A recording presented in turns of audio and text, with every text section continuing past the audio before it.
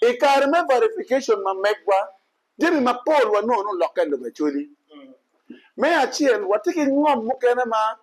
dano loyo ngom me dong chalo en individual land mano ana will ngoma o bol simple man will ngome in will max will megi beta oro will mege pen mo will mege professor will mege ni enoni pemere penyu lok me family kiru nyoti ke ngome piano wila dong kamero charne kamero timo gino mane dong penyu le tino ne mero mege man gimo wano research ma megwa wano mario watiki ngom matipa family makin mana la kony waje ni poluga bora wora ke luno to akol poto akol mano werwa ye wana time ampa nge nying babaw angeo ni nying won professor ke luone okelo no nela nge akol okelo mero eno ni ba family ngom pa family eno ni twero ne family pa apolo kera ye loyo ma inaro chiel latina chiel ke ni gangi pe ye gi twero wano ni me adek watiki ngom pa clan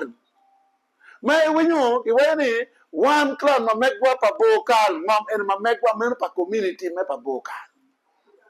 mero en tie family ma clan ma loyo eno ni wano ni ma pati eno waberi ki ngom ma tie lu mugu ma ke luone tim dwa ma ke luone le ma dano kwa ki ngom kwa ke kwa ye le lu mugu ma pe yero kaka men community land gin ma wano no berkati me ya churi dong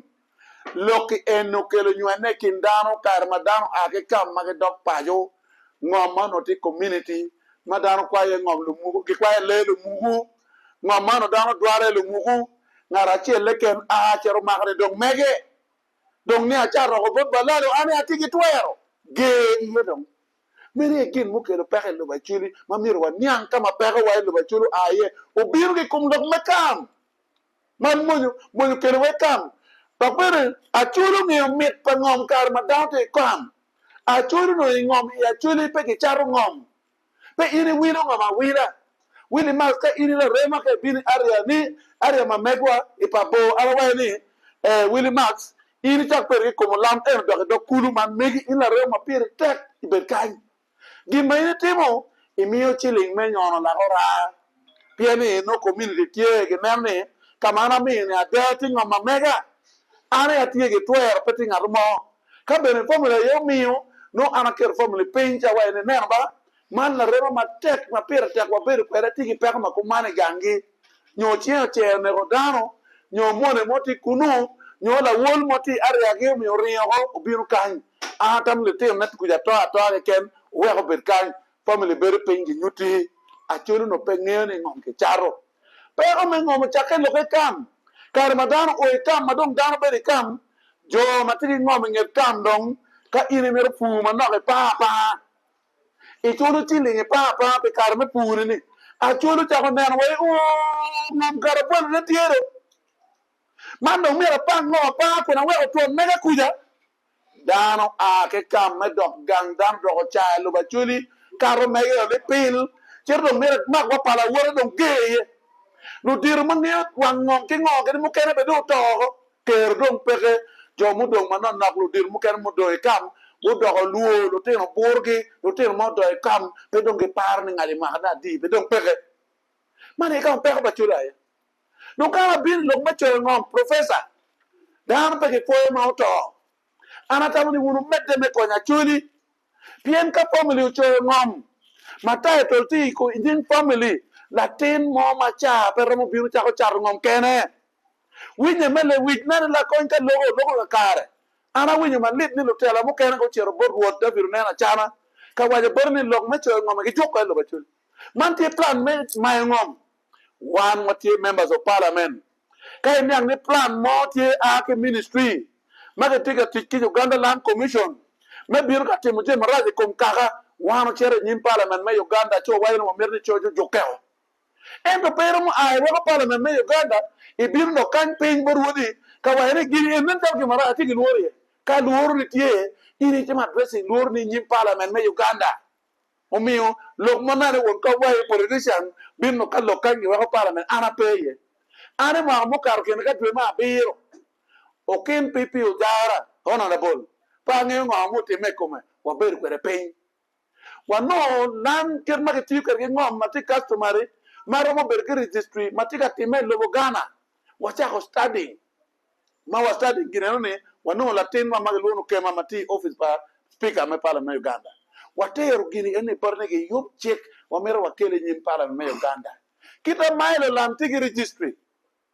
kitma freehold tigi registry kitma leasehold tigi registry wa merni customary land ownership men lo ba cholo be registry ma meo in volume dog malo mengom to wara mo ko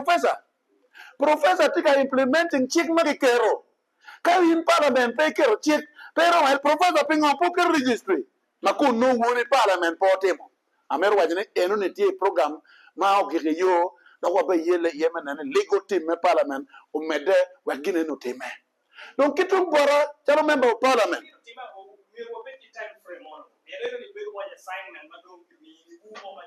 la dit Willie Max me na do ya det no kan penya ne o kwen pien legal team tika tiji kom gine ne amerle wa winya mabe ka yin tiki title ma megi ma indi cho land title yin family wu nyogi cho yin in pien in ngo e wilu ngomi ini tiki twero chi ta mane mi registering e customer land ownership pien chilling e pot pere me cho ne e freehold nyogi cho yin clan ma megu nyogi community ma megu title beri chi ngat mo pege twero me bin ka ma ngomi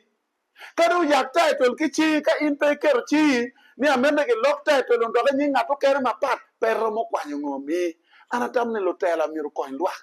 ka wan poro mo konyo lwak we ka poko be pe kin wan lo tela ki lo bol kui o mi ra poko be tie kin wan lo tela ki lo bol kui ni wan nen gin ma lo bol kui pe neno ka bo wache gini ene time ka kare professor wan ka wan no ni wunu tika tang poti ka timu jema ti tepen check me Uganda wan wa chere jim parliament me Uganda wa wayene gini en miro gege en do perwata ne lo tera dage biru ka loge media lo tera do cher ka log bor wodi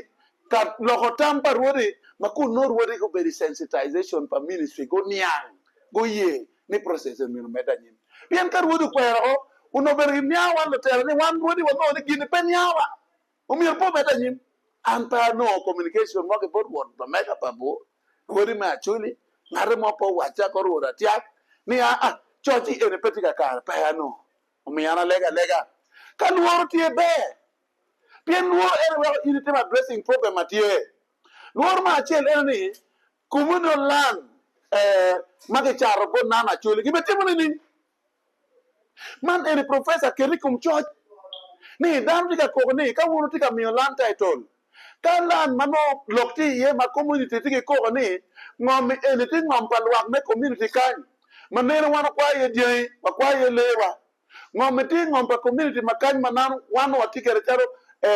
tim duawa ngata kuman o charo ngom mo bor balalo mo nyo charo bor achuli mo pati lo balalo ke ken wa merni ngat ene pege mie land title me customer land ownership pay me consent palwak me ario